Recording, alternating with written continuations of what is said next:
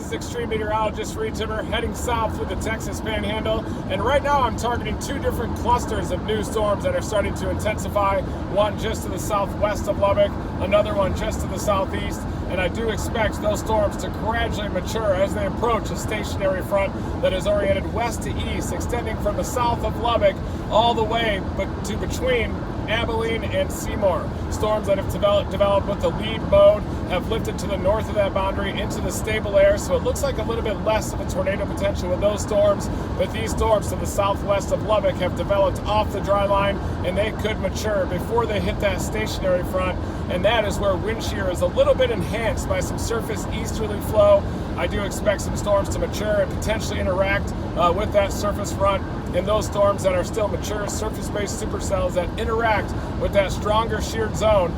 they'll have a chance to produce maybe an isolated tornado this evening, but it looks like the main threat is going to be very large hail and gusty straight line winds, but a more significant severe weather event tomorrow across West Texas.